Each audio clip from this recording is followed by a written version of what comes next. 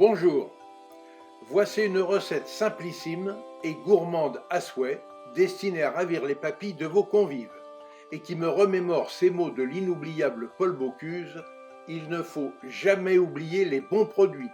S'il n'y a pas de bons produits, il ne peut pas y avoir de bonne cuisine.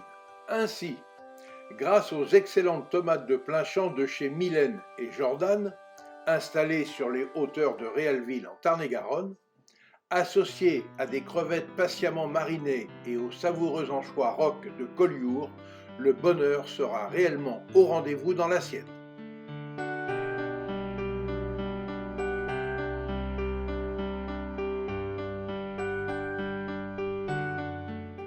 La veille du repas, après avoir cuit les crevettes puis décortiqué les queues, j'ai mis celles-ci à mariner au frais toute la nuit dans un mélange d'huile d'olive, d'ail et de fines herbes hachées, sans oublier une très légère pointe de piment d'Espelette et de remuer le tout régulièrement.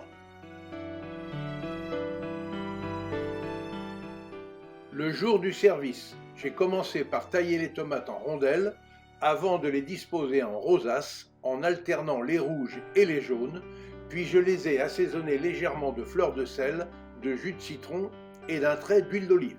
Ensuite, j'ai disposé les crevettes, les filets d'anchois et les fleurs comestibles de sauge du jardin.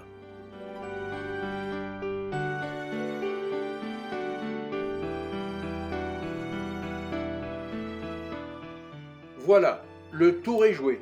Et pour accompagner cette salade de tomates terre-mer enchanteresse de saveurs, j'ai choisi de servir un excellent vin rosé à l'instar du New Pink Wine du Clos Triguedina de Jean-Luc et Sabine Baldès, installé à Vire-sur-Lot, où le vignoble ancestral est dominé par l'imposante cité médiévale de Puy-l'Évêque, édifiée sur un promontoire rocheux au pied duquel serpente langoureusement le Lot au cœur du vignoble de Cahors.